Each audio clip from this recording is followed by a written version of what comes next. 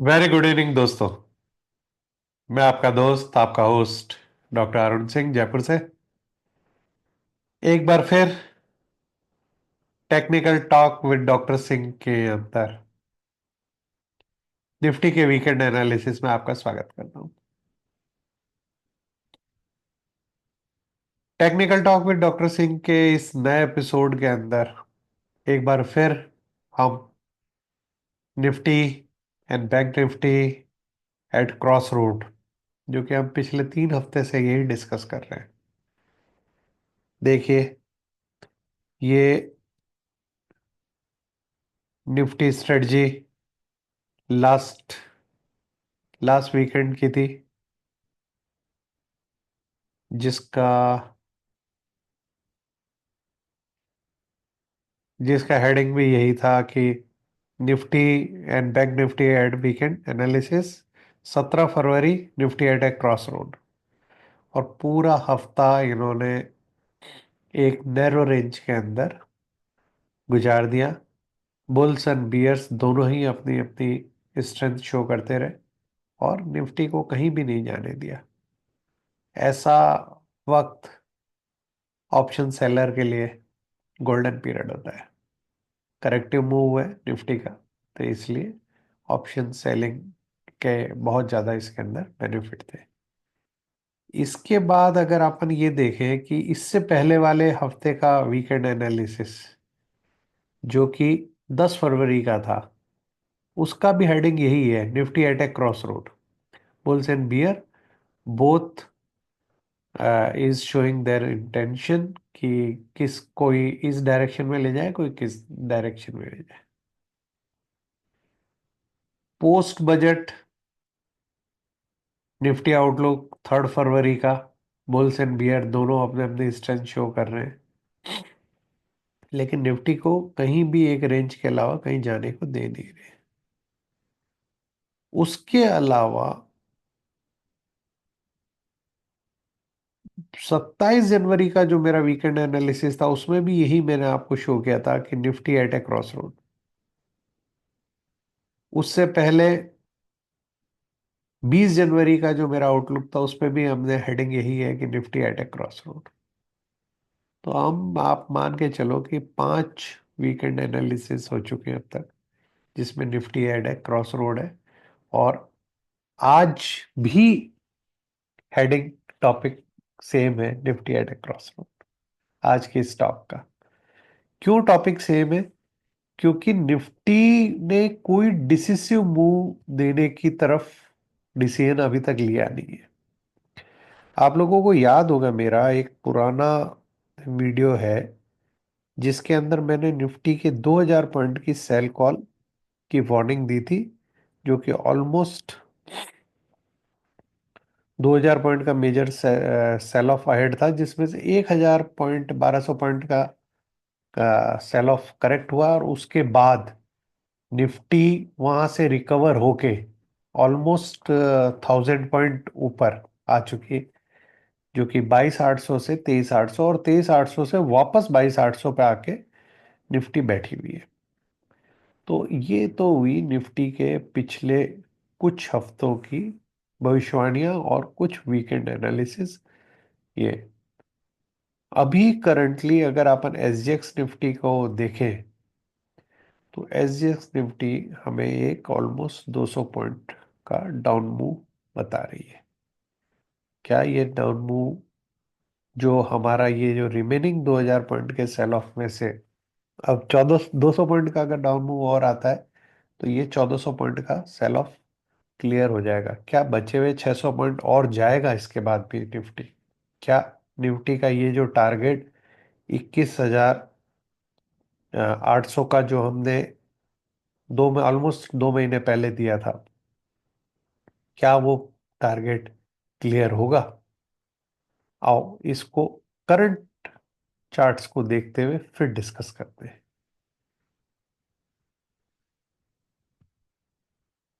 आज के technical analysis और इस स्टॉक की शुरुआत इस खूबसूरत चार्ट के साथ करते हैं। इस चार्ट के अंदर, निफ्टी के चार्ट में, हमने 3 इंपॉर्टेंट चीजें लगा रखी है। फर्स्ट, इसके अंदर एक इम्पॉर्टेंट चैनल है, और इस चैनल, सबसे इम्पॉर्टेंट ये चैनल है जिस चैनल का इसने तीसरी बार रेजिस्टेंस लिया है। 22,000, 23,800 के आसपास है। और दूसरी, इसके अंदर दो गैन फैन लगे हुए हैं। एक गैन फैन,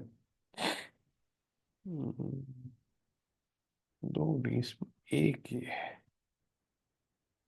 यस।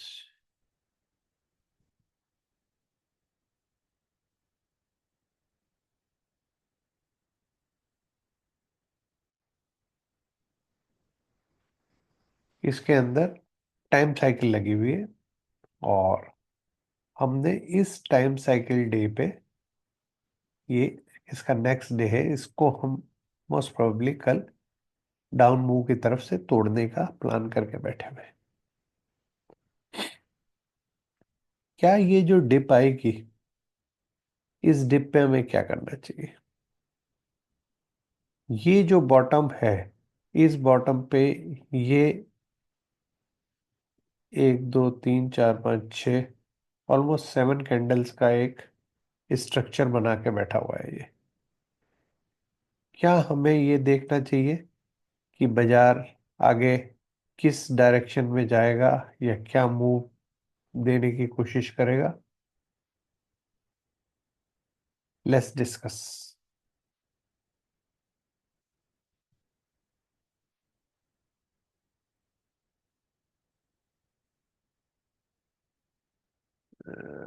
इस गैन को,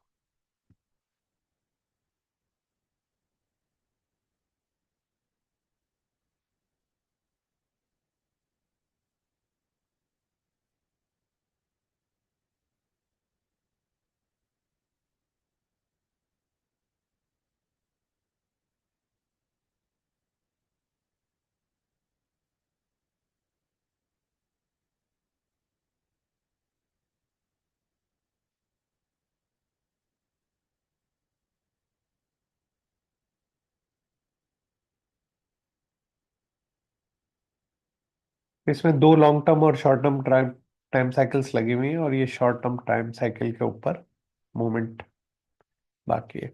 हम ये जानने की कोशिश कर रहे हैं कि इस मूव को, इस डबल बॉटम को हमें कैसे ट्रेड करना है। इसको ट्रेड करने का रूल बिल्कुल सिंपल है दोस्तों।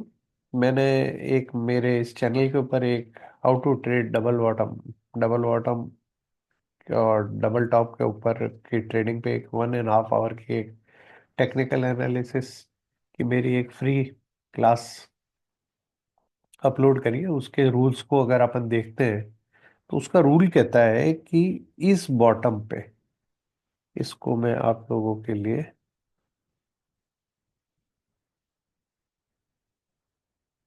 इस बॉटम के ऊपर हमें ट्रेड करना है। इस बॉटम के अंदर एक तो ये बॉटम है जो इस मूव को यहां से यहां तक जा रहा है। अगर हम इसको ट्रेड करने की कोशिश करते हैं, तो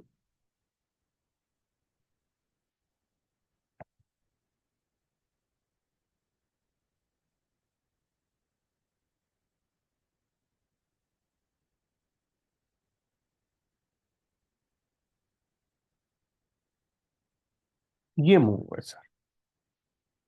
इस मूव के अंदर सबसे इंटरेस्टिंग चीज ये है कि ये जोन ऑफ इंटरेस्ट है फर्स्ट, बॉटम पे। और इसका ये डबल बॉटम यहां बना रहा है, इसने इस जोन ऑफ इंटरेस्ट को टच किया फर्स्ट टाइम और यहां से बाउंस दिया। सेकंड टाइम इसने इस जोन ऑफ इंटरेस्ट में आके इसको ब्रेक करके इसके नीचे गया, लेकिन वापस इसने जोन ऑफ इंटरेस्ट में क्लोजिंग दी और फिर बाउंस किया। उसके बाद हर बार इसने इस जोन ऑफ इंटरेस्ट को टच किया और बाउंस किया। इसको जब भी टच करता है बाउंस करता है। तो ये is a very very important zone of interest. और अब की बार सेकंड लास्ट कैंडल ने इस जोन ऑफ इंटरेस्ट को ब्रेक किया, लेकिन वापस इस जोन ऑफ इंटरेस्ट के अंदर आके ही ये बंद हुई है। और उसके बाद अगली कैंडल इस जोन ऑफ इंटरेस्ट में वापस ब्रेक करने के बाद वापस आके बंद कर गई। और अगर अपन इस वाले छोटे डबल बॉटम को मार्क कर लें,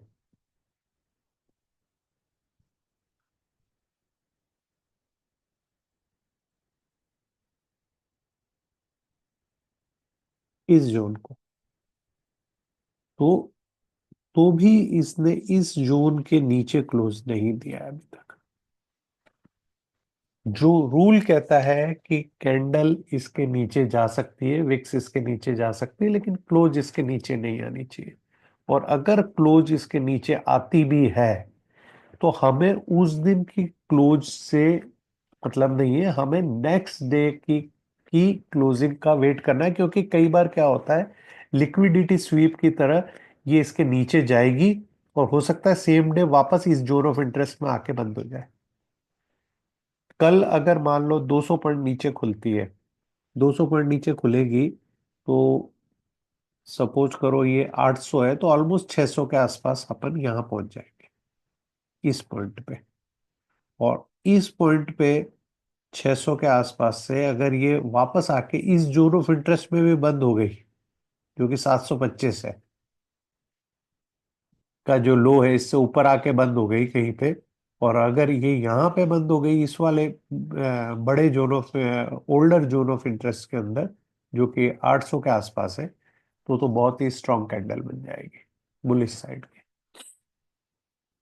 तो बुल्स को अपनी आशाएं पूरी तरह छोड़ दी नहीं चाहिए। बुल्स जो इस समय काफी परेशान है, उनके लिए कुछ अच्छी खबरें भी है। आओ अपन उनको देखते हैं। ये 1 आवर का निफ्टी का चार्ट लगा रखा है मैंने आपको।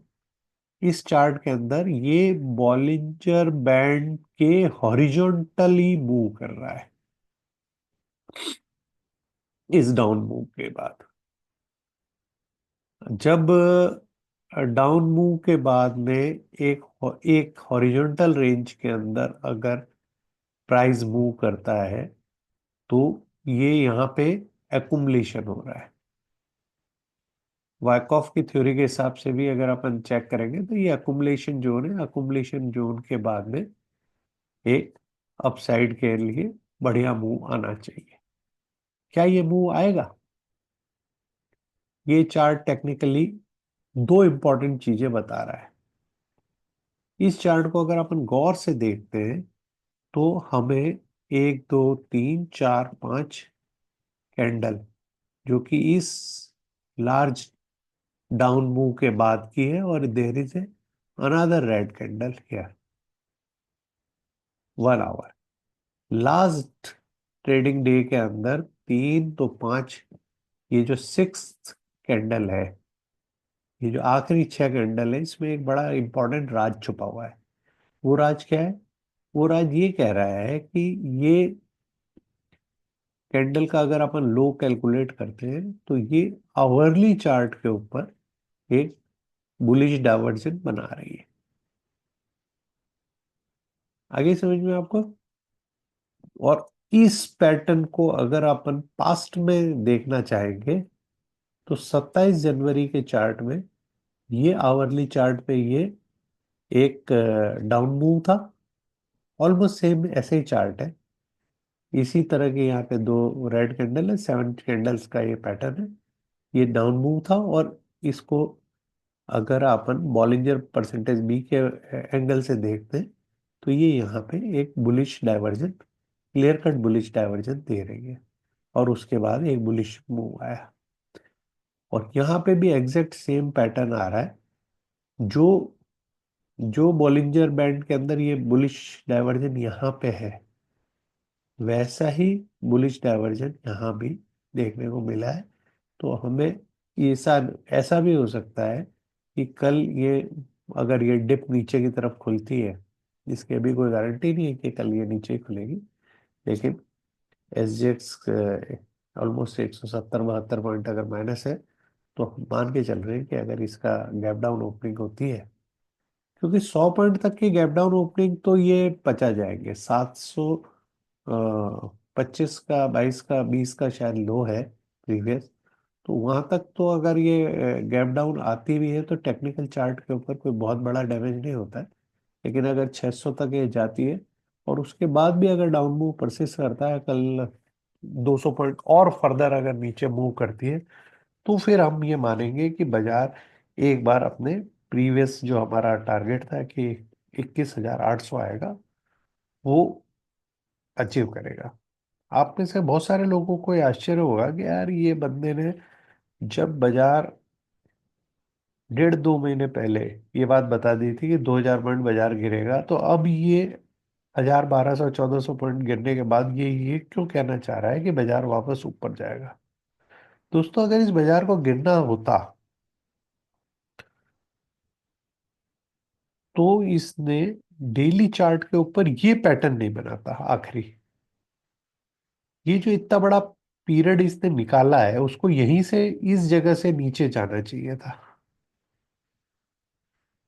इस जगह से अगर ये नीचे चला जाता तो हमारा टारगेट अचीव हो जाता, तब हम मान लेते। लेकिन इसने ये जो एक लास्ट जो जोन बनाया है, ये जोन नहीं बनना चाहिए।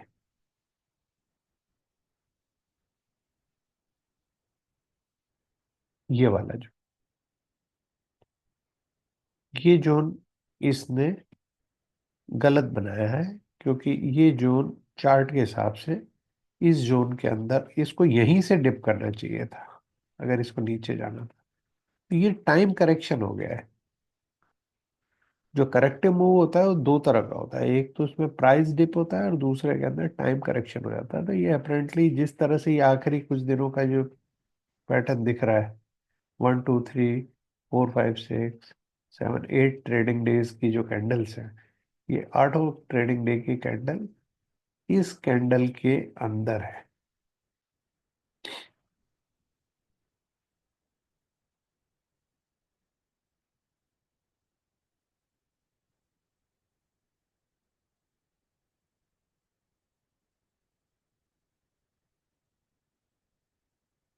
ये इस कैंडल के अंदर सारी कैंडल है। तो ये जो रेंज ब्रेकआउट हो जिस डायरेक्शन में देगी, उससे तो हमें, अगर ये लोअर साइड में ब्रेकडाउन देती है और परसिस्ट करता है ब्रेकडाउन अगले दिन भी, तो आप मान के चलो कि अनदर 1,000 पॉइंट के लिए बाजार डाउन मूव देगा। 21,800 का टारगेट है। लेकिन मेरी इतने सालों का बाजार देखने का जो तजुर्बा है और जिस तरह की मेरी गट फीलिंग है, मुझे in spite of 200 point down move SGX पे दिखने के बाद भी मुझे लग रहा है कि बाजार में बाइंग अपॉर्चुनिटी है और बाय करना चाहिए, और बाजार यहाँ से कहीं से बाउंस करेगा। देखते हैं निफ्टी के और चार्ट क्या कहते हैं। ये एक बहुत इंटरेस्टिंग सा चार्ट है निफ्टी का। ये one of my favourite chart है। इसके अंदर मैंने बहुत पहले आपको ये वाला लार्ज हेड एंड शोल्डर मेरे प्रीवियस वीडियोस के अंदर है, जो बताया ये हेड है, ये एक शोल्डर है, इसका ये एक दूसरा शोल्डर है, और ये वाला जो शोल्डर है वो इस पॉइंट तक पहुंच गया। तो ये चार्ट इस तरह से इस पॉइंट तक करेक्ट पूरा बना हुआ है। ये जो लास्ट पीस है, ये एक डिफरेंट पीस है, और इसके अंदर ये एक जोन के अंदर लास्ट NR7 कैंडल से narrow range low volume trade हो रहा है इसके अंदर। और ये जो ट्रेड है, इसमें सबको ये बात पता है कि 700 के नीचे सेल है। मतलब इट इज़ वेरी इजी, मतलब यहाँ पे देखने के बाद में ऐसा लगता है 700 के बाद सेल है, और उसको इस पॉइंट तक आना है, 21,800 तक। बहुत ज़्यादा नीचे चली जाएगी तो 21,200 तक भी जा सकती है। लेकिन जो बाजार में इतना ऑब्वियस होता है वो होता नहीं है। इस पॉइंट तक अगर इसको जाना था तो इसको यहीं से चला जाना चाहिए था। जब चार्ट यहाँ तक बना है तो उसके बाद जरा सा ऊपर जाता और फिर उसके बाद यहाँ से डिप करता, और एक बिल्कुल शार्प डिप करता है। जैसा इस जगह पे डिप है, उसी तरीके का डिप इस साइड में आता, तो हम मान लेते ही आता है। लेकिन अब वो टाइम निकल गया है। टाइम निकलने के बाद हमें ऐसा लग रहा है कि यार ये जोन सही नहीं है इसके लिए। दूसरी इंटरेस्टिंग सी चार्ट में हम देखते हैं, तो ये तो मैंने आपको जो अभी हेड एंड शोल्डर बताया था, इस हेड एंड शोल्डर के अंदर भी एक इंटरेस्टिंग पैटर्न है। अगर हम इन लोज को टच करते हैं तो हम इस जोन के ऊपर सपोर्ट ले रहे हैं। ये बहुत इंपॉर्टेंट है। 1 2 3 4 और ये फिफ्थ टाइम इस जगह पे इस लाइन को टच कर रहा है, 6 टाइम, फिफ्थ एंड 6 टाइम। तो ये वेरी इंपॉर्टेंट सपोर्ट जोन है। और अगर हम इस पैटर्न के को और इवेल्युएट करने की कोशिश करते हैं, इस वाले हेड एंड शोल्डर को मैं अगर आपके लिए हटा दूं, बड़े वाले को, तो हम एक inverted head and shoulder pattern भी देख सकते हैं जो कि बन रहा है यहाँ पे। ये लेफ्ट शोल्डर, ये हेड, और ये राइट शोल्डर की फॉर्मेशन हो रही है, और ये यहाँ कहीं डबल बॉटम बनाने की कोशिश कर सकता है। इसको मैं एक बार आपके लिए हटाऊंगा तब आपको ये पैटर्न, इसने यहाँ पे एक छोटा डबल बॉटम बनाया है जो कि अभी अपन इसको देख रहे हैं। एक शोल्डर, ये हेड, और ये अगला शोल्डर, तो इसके अंदर भी इस हिसाब से भी ये बाउंस करना चाहिए। और टाइम साइकिल के हिसाब से भी कल या ज्यादा से ज्यादा परसों इसके अंदर एक रिवर्सल कैंडल की संभावना है। मुझे ऐसा लगता है कि ये जो रेड लाइन है जो कि यहाँ टच कर रही है, यहाँ टच कर रही है, यहाँ टच कर रही है, और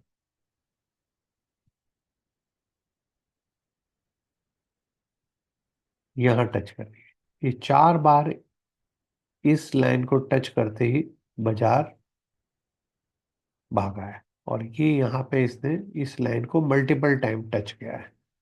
और अगर ये कल इस लाइन के नीचे अगर जाती भी है और अगर आके बंद होती है, तो आप बड़े प्यार से आराम से बाइंग साइड का बाइंग प्रेशर देखते हुए आप इस बाजार के अंदर बाय ऑन डिप की स्ट्रेटजी को फॉलो कर सकते हैं।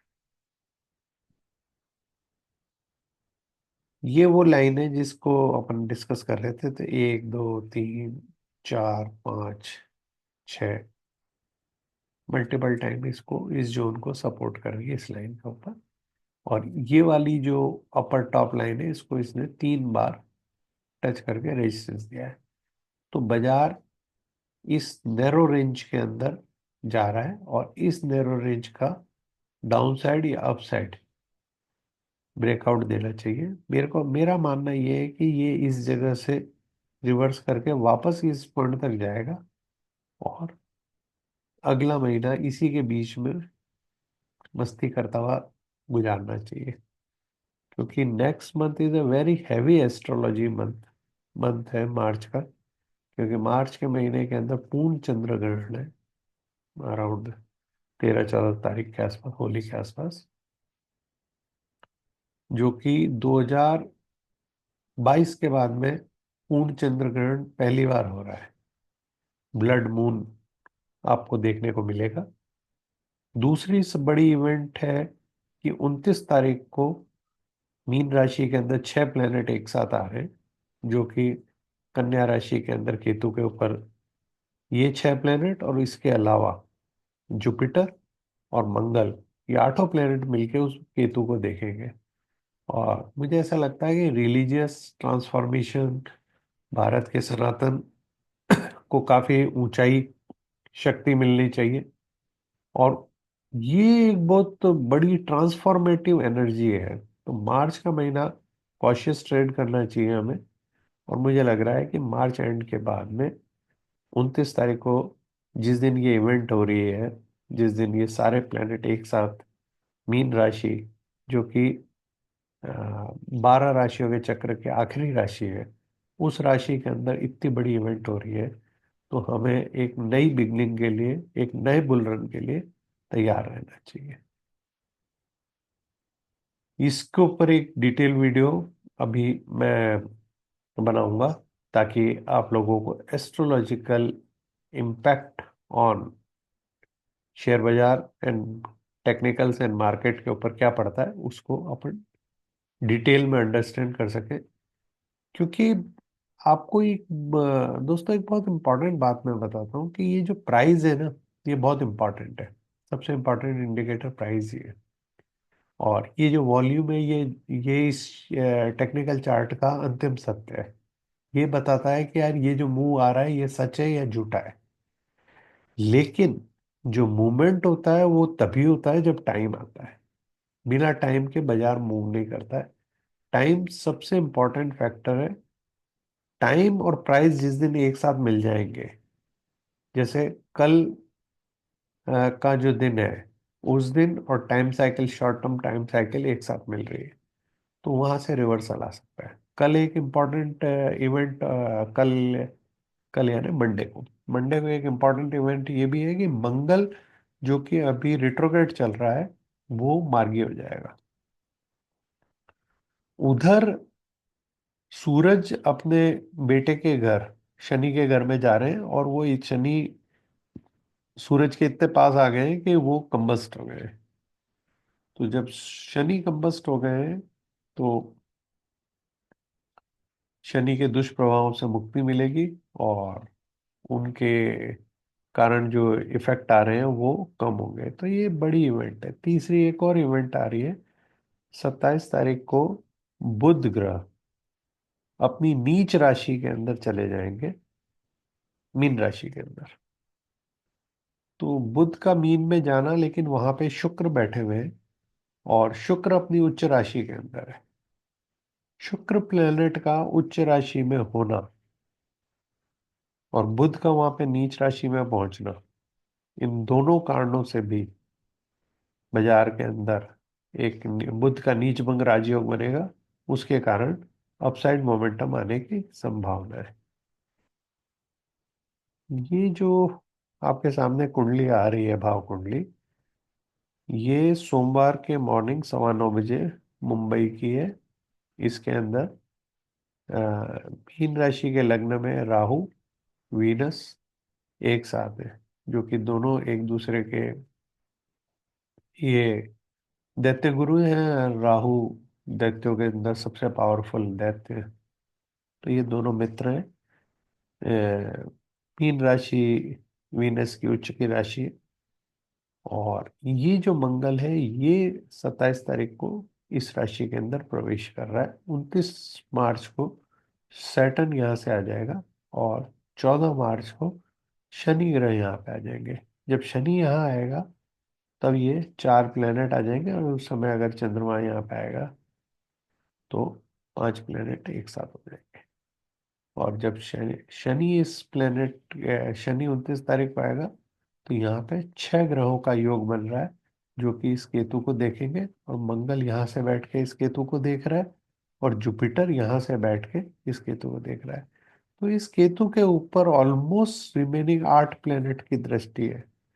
मैंने ऐसा विलक्षण संयोग पिछले कई हजारों सालों में शायद भी देखा होगा चार्ट के अंदर में। ये एक्सट्रीम रेयर इवेंट है, और इस इवेंट से होगा क्या, ये प्रिडिक्ट कर पाना भी बहुत मुश्किल है। क्योंकि ये इतने सारे प्लैनेट्स हैं, और ये सब में आप ये देखोगे, और ये सब लंबे लंबे अरसे तक यहाँ बैठेंगे। वीनस बहुत दिन यहाँ पे रहने वाला है। मरकरी यहाँ पे आके, मरकरी यूजुअली 28 दिन, 24 दिन एक राशि में रहता है, लेकिन यहाँ पे ये 2-3 महीने रहेगा। ये जो राहु है, ये यहाँ से मई के मध्य में इस साइन चेंज करेगा, और ये यहाँ पे अपने खुद के घर 11th हाउस के अंदर आ जाएगा। दूसरी इंटरेस्टिंग चीज दोस्तों ये है कि अगर अपन भारत की कुंडली देखते हैं, तो भारत की कुंडली का लग्न वृष है। वृष लग्न की कुंडली को अगर आप देखोगे, तो वृष लग्न की कुंडली के 11th हाउस में ये छह ग्रह आ रहे हैं। तो पूरे विश्व के लिए तो चाहे ये अच्छा हो या बुरा हो अपने को नहीं पता, लेकिन भारत के लिए अच्छा है।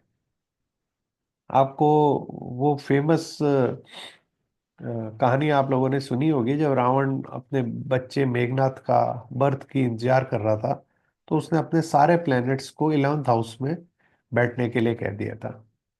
11th हाउस के अंदर सारे प्लैनेट चुपचाप जाके बैठ गए थे, क्योंकि 11th हाउस का जो प्लैनेट है वो लाभ, 11th हाउस इज लाभ का भाव। लाभ के भाव में जो ग्रह होता है, वो चाहे खुद कितना भी खराब हो, जातक को हमेशा लाभ देता है। तो यहाँ पे जातक कौन हो गया? जातक भारत हो गया। तो भारत को तो एंड में लाभ होना ही होना है। तो भारत के लिए ये सेम सिचुएशन है जो मेघनाथ के बर्थ के समय है। उस समय शनि महाराज ने अपनी दृष्टि एक टांग अगले हाउस में डाल दी थी, उसके कारण मेघनाथ के लिए जीवन में मृत्यु का एक योग आया था। तो ये तो हो गई एस्ट्रोलॉजी की बातें। अब एस्ट्रोलॉजी की बातों के बाद में अपन रिमेनिंग चार्ट्स को और देखते हैं कि वो क्या कह रहे हैं। निफ्टी का चार्ट मैंने आपको ये दोस्तों डिस्कस करके बता ही दिया है कि इसमें ये दिख रहा है। अगर अपन निफ्टी के चार्ट का जो वीकली चार्ट है उसको देखते हैं तो उसमें एक बड़ी इंटरेस्टिंग सी चीज आपको देखने को मिलेगी।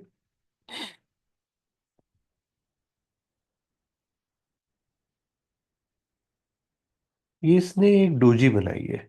इस इंपॉर्टेंट चैनल के लो के ऊपर एक डोजी बनी हुई है। और इस डोजी की इंपॉर्टेंस ये है वीकली डोजी की, कि इसका ओपन 809 है और क्लोज 795। कितने पॉइंट की डोजी हो गई? 14 पॉइंट की डोजी हो गई। 810 मान लें अगर उसको, तो 14-15 पॉइंट की डोजी हो गई। और अगर मान लो किसी कारणवश बाजार नीचे खुलने के बाद ऊपर 810 के ऊपर आएगा, तो ये बुलिश एनगल्फिंग कैंडल बना देगा। इसको अगले वीक के लिए याद रखना है आपको। Bullish engulfing on a weekly chart. ये वीकली के ऊपर क्लियर कट यहाँ पे डोजी नजर आ रही है। अगर इसके बाद में यहाँ पे जो कैंडल है वो अगर खुलती है तो, और डाउनवर्ड मूव देती है, तो दोस्तों ये पाँच ऑलमोस्ट 400 पॉइंट का डाउन मूव दे सकती है। तो 200 पॉइंट नीचे तो खुलने की संभावना ही है एसजीएक्स के हिसाब से। तो अनदर 200 पॉइंट का मूव भी आपको देखने को मिल सकता है। एक पॉसिबिलिटी ये भी है। अपन जैसे कि हमेशा कुछ इंपॉर्टेंट स्टॉक्स जिनका निफ्टी में बहुत हैवी वेटेज है, अगर उनको भी देखें, तो ये रिलायंस का चार्ट है। इस चार्ट के अंदर बहुत ही इंटरेस्टिंग चार्ट है। रिलायंस के चार्ट को अगर आप गौर से देखते हैं तो इसने एक ये डबल बॉटम एरिया के ऊपर आने के बाद में एक इम्पॉर्टेंट हाई विक कैंडल बनाई। और उसके बाद में 3 कंसेक्यूटिव डे इसने एक डोजी बनाई। उसके बाद इसने इन डोजी का एनगल्फिंग कैंडल बनाया और धीरे धीरे धीरे करते हुए ये ऊपर आया। 12, 12, 28, 29 पे आके ये बंद हो गया। और इसने इस तरह के मूव देने से ये इसने 1200 या 1192 का 93 का जो लो है वहां तक के लिए अपना एक मार्जिन क्रिएट कर लिया। अगर खुदा खास्ता ये कल नीचे खुलती भी है, तो जब तक 1192 के नीचे रिलायंस नहीं पहुंचेगी तब तक इसके टेक्निकल्स में कोई बदलाव नहीं होगा। ये इस जगह पे आके डबल बॉटम बना के वापस अपसाइड की तरफ बाउंस दे सकती है, जैसा कि आप निफ्टी चार्ट में देख रहे हैं। सेम अगर अपन देखते हैं तो वो एचडीएफसी के चार्ट में भी इसी तरह का पैटर्न दिख रहा है। ये यहाँ से एक डाउन मूव दे के 1680 के आसपास से ये डबल बॉटम बना के वापस अपसाइड की तरफ जा सकती है। आईसीआईसीआई बैंक, ये भी एक आवरली चार्ट है ये। और अगर अपन इसका डेली चार्ट भी देखते हैं तो इसने इस ह्यूज बुलिश एनगल्फिंग कैंडल के बाद में कंसेक्यूटिव 2 डाउनवर्ड मूव वाली कैंडल इसने दी है। और इसने इस जोन के अंदर बैठी है। अगर ये डाउन मूव देगी तो 1195 तक ऑलमोस्ट 40 पॉइंट्स के आसपास का इसके पास मार्जिन है। तब तक ये डबल बॉटम ही बना पाएगी। ये दोस्तों मैं आप सबको क्यों बता रहा हूँ, क्योंकि इन सब के कारण जो पेसिमिज्म आप सबके मस्तिष्क में छाया हुआ है वो थोड़ा सा कम हो जाए। बाजार गिर रहा है लेकिन इतनी बुरे हालात भी नहीं है कि हम हमारी इंडिया की ग्रोथ स्टोरी को भूल जाएं और बाजार के बारे में बॉटम के ऊपर जो अच्छे स्टॉक्स मिल रहे हैं उसके अंदर चुनिंदा स्टॉक्स के ऊपर निवेश करना ही छोड़ दें, ये सोच के कि बाजार में पता नहीं अब क्या होने वाला है। सेंसेक्स का चार्ट देखते हैं तो वही inverted head and shoulder pattern बन रहा है। और अपसाइड का मूव चार्ट के हिसाब से देखने को मिल सकता है। Nifty bank is very interesting zone के ऊपर है। इसने 48,961 पे क्लोज दिया है, और ये जो जोन ऑफ इंटरेस्ट है ये 48,700।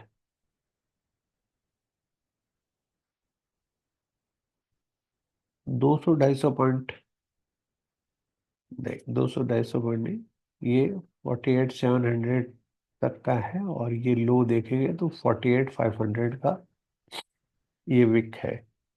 तो इस जगह पे कहीं भी ये आके इस जोन के अंदर या इस जोन के नीचे जाने के बाद में वापस अगर इस जोन के ऊपर आके बंद होती है तो अपने लिए बुलिश साइड के रास्ते खुल जाएंगे। अगर ये इस चार्ट को भी देखते हैं तो इसमें भी मल्टीपल पैरामीटर्स आपको बहुत मेजर सेल ऑफ के संकेत नहीं दे रहे, क्योंकि 48,000 तक इसका डबल बॉटम ही माना जाएगा। तो आज का जो technical analysis and market sentiment की स्टडी है, उसके हिसाब से हमें ऐसा लगता है कि बाजार बहुत एक क्रूशियल जंक्शन के ऊपर खड़ा है। 22,800 के आसपास बहुत इम्पोर्टेंट सपोर्ट है, जो कि बुल्स के लिए एक बड़ा क्रूशियल लेवल है। अगर इसको अगर वो डिफेंड नहीं कर पाएंगे तो उनके लिए बड़ी मुश्किलें खड़ी हो जाएंगी। और बियर्स जो कि पिछले 8 दिन से इस जगह को तोड़ने की कोशिश कर रहे हैं और बुल इसको डिफेंड करने की कोशिश कर रहे हैं, तो मुझे लगता है कि अगले हफ्ते भी कुछ इसी तरह का मूव आएगा। बुल इसको वापस डिफेंड करने की कोशिश करेंगे, बियर्स इसको नीचे ले जाने की कोशिश कर सकते हैं।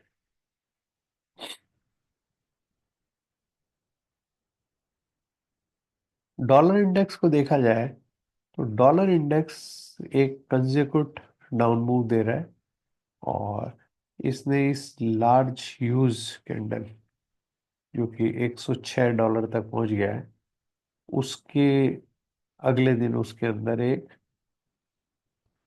बुलिश हरामी टाइप ऑफ पैटर्न बनाया है वैसे तो। लेकिन अगर जिस तरह से बॉन्ड यील्ड यूएस की कम होती जा रही है, उसको देखने के बाद, और इंडियन करेंसी भी अगर अपन देखते हैं तो वो काफी अप्रिशिएट हो गई अपने बुरे वक्त को पीछे छोड़ के। गोल्ड का चार्ट अगर हम देखते हैं तो गोल्ड एक इम्पोर्टेंट कंसोल्टेशन जोन के आसपास है। मुझे लगता है कि एक बार पानी चाहिए, और ये एक inverted head and shoulder on top बन रहा है, वो पूरा कंप्लीट करके फिर वापस क्या तो नीचे या अप साइड, दोनों साइड में कहीं भी ब्रेकआउट देगा। गोल्ड का एक मेरा बहुत पुराना धनतेरस पे मैंने एक एनालिसिस किया था, जिसमें मैंने आपको बताया था कि बाजार सोना $3,000 की तरफ जा रहा है, और ये अगर अपन देखते हैं तो इसने ऑलमोस्ट $29.73 का हाई मार दिया है।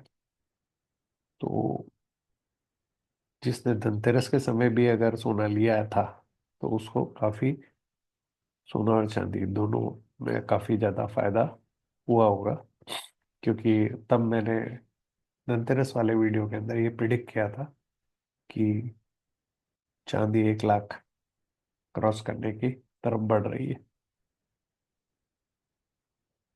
अमेरिकन मार्केट ने एक इम्पॉर्टेंट रेजिस्टेंस जोन से एक सेल ऑफ दिखाया है, जो कि डेली चार्ट के ऊपर है, और उसी के 2 दिन के सेल ऑफ के चलते हमारे बाजार में भी एसजीएक्स के अंदर काफी गिरावट देखने को मिल रही है। सब कुछ होते हुए भी बाजार, निफ्टी, अदर इंडेक्स, इवन अगर अपन ये सोचे कि निफ्टी मिड कैप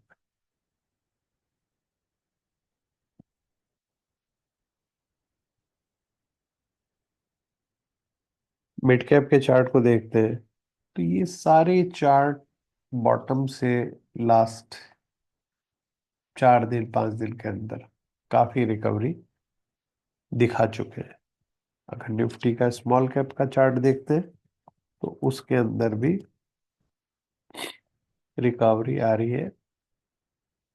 और अगर ये इस तरह की रिकवरी आ रही है, तो या तो ये सैलून राइज है जो कि इस बॉटम को भी तोड़ के नीचे की तरफ जाने की तरफ अग्रसर है, या ये इस डबल बॉटम से ये रिवर्सल देने की कोशिश करेगा, जो पैटर्न हमें निफ्टी के चार्ट पे देखने को मिल रहा है। तो आज का निफ्टी का जो वीकेंड एनालिसिस था, उसके अंदर बड़ी इंपॉर्टेंट इवेंट्स जो फ्यूचर में होने वाली है, चाहे एस्ट्रोलॉजिकली होने वाली हो, या हमारे को ऐसा लगता हो कि नहीं, ये इम्पोर्टेंट इवेंट हमारे को इस पॉइंट ऑफ व्यू से है कि जो बाजार का जो पेसिमिज्म एकदम से छाया पड़ा है, एसजीएक्स 200 पॉइंट माइनस है, तो बाजार तो डूम्स डे की तरफ बढ़ रहा है। और in spite of giving a sell call of 2000 point, still I am not believing कि इतना टाइम पास करने के बाद में वो सेल कॉल अपना टारगेट अचीव करेगी। मेरी सेल कॉल को जितना टारगेट अचीव करना था, वो 1200 1400 पॉइंट के बाद में इसको रिवर्स करना चाहिए यहाँ से। क्योंकि टेक्निकल टारगेट्स केवल प्राइस पे डिपेंड नहीं होते, उसके अंदर एक इम्पॉर्टेंट एस्पेक्ट टाइम का भी होता है। तो मेरा ये मानना है कि हमें हर डिप के ऊपर अच्छे सेलेक्टेड स्टॉक्स के अंदर बाइंग करनी चाहिए। और अपना जो बाइंग का मोड है, वो भी इस तरह से रखना चाहिए कि हमने 10-15% बाय कर लिया, फिर हमने और अगर डिप मिलती है तो हमको 10-15% और बाय कर लिया, जब तक हम इस एकुमुलेशन जोन के अंदर अच्छे से कंफर्म नहीं करते कि बाजार अब रिवर्स करने की तरफ जा रहा है। रिवर्स करने का बिल्कुल सिंपल तरीका है कि बाजार अपने प्रीवियस कैंडल के हाई के ऊपर क्लोज कर जाए। जिस दिन ऐसा हो जाएगा, उस दिन आप मान लेना कि निफ्टी रिवर्स कर गई। ये उसकी संभावना है। रिसेंटली मुझे ऐसा लगता है कि जल्दी ही ये दिन आपको देखने को मिलेगा। और रिवर्सल डेट्स काफी करीब आ गई है, क्योंकि एक मून टाइम साइकिल डे भी आएगा। 26 तारीख को महाशिवरात्रि है। भोलेनाथ का जो वाहन है वो भी एक बुल है, नंदी बुल। और भोलेनाथ और नंदी बुल हमारे बाजार के ऊपर कृपा दृष्टि बनाए रखेंगे। 45 दिन के महाकुंभ का भी समापन है उस दिन। और महाकुंभ के अंदर ऑलमोस्ट 60 करोड़ लोगों ने स्नान करके पुण्य कमाया है। तो मुझे ऐसा नहीं लगता है। और इतने सारे लोग, इतना सारा पैसा ट्रेवल से लेके कुंभ में जाना और जीडीपी को बेनिफिट पहुंचाएगा। इंडियन गवर्नमेंट ने भी इनकम टैक्स में अच्छी खासी छूट दी है। कुछ उड़ती उड़ती खबरें बाजार के अंदर इंटरेस्ट रेट कम करने का है। आरबीआई का भी एक 28-29 तारीख को फंड इंजेक्शन करने का एक न्यूज मार्केट के अंदर फ्लोट हुई हुई है। वैसे न्यूज तो किसी ने ये भी कह रखा है कि Nirmala Sitharaman long term capital gain tax को रिवर्स करने की बातें कर रही है। तो इनमें से कुछ भी हो, मुझे ऐसा लगता है कि ये सरकार, बाजार और बड़े बड़े प्लेयर्स, इनको ये बात अच्छे से पता है। अगर ये बड़े प्लेयर्स को ये बात नहीं पता होती कि बाजार ऊपर जाने वाला है, तो ये पिछले 8-10 दिन 15 दिन से, क्योंकि मैंने आपको बताया कि मेरे consecutive last 3 videos, 3 weekly analysis video का टॉपिक सेम है कि Nifty at a cross road. तो 4-4 हफ्ते तक बाजार क्रॉस रोड पे खड़ा रहेगा, तो ऐसा तो यूजुअली तभी होता है जब हम बॉटम के आसपास होते हैं। और यहाँ पे एक स्मार्ट मनी अपना एकुमुलेशन कर रही होती है। वाइकॉफ भी यही कहता है कि अगर टॉप के ऊपर जाके हम परसिस्ट करने लगे तो वहां पे डिस्ट्रीब्यूशन हो रहा है और उसके बाद फॉल आएगा, और बॉटम के पास आके अगर हम एक ही जोन के अंदर काफी दिन टाइम पास कर ले तो वहां पे एकुमुलेशन हो रहा है और उसके बाद में बाउंस बैक आएगा। इसी के साथ मैं आपका दोस्त, आपका होस्ट डॉक्टर अरुण सिंह, इस निफ्टी के एपिसोड को समाप्त करता हूँ, निफ्टी एनालिसिस और मार्केट एनालिसिस को। एक बार डिस्क्लेमर मैं आपको देना चाहूंगा कि मैं कोई से भी रजिस्टर्ड टेक्निकल एनालिस्ट या फाइनेंशियल एडवाइजर नहीं हूँ। फाइनेंशियल मार्केट के अंदर कोई भी इन्वेस्टमेंट करने से पहले अपने फाइनेंशियल कंसल्टेंट से सलाह लें।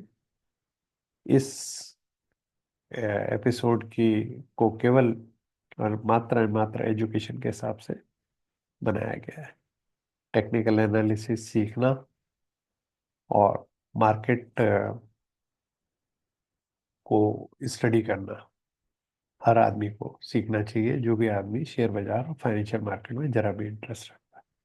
अगर आप में से किसी को भी टेक्निकल एनालिसिस एंड मार्केट को समझने के कोर्स के बारे में कोई जानकारी चाहिए तो हमारा एक नया बैच मार्च में शुरू होने वाला है, तो उसके लिए वो आप मेरे से संपर्क कर सकते हैं। धन्यवाद। गुड नाइट, शुभ रात्रि।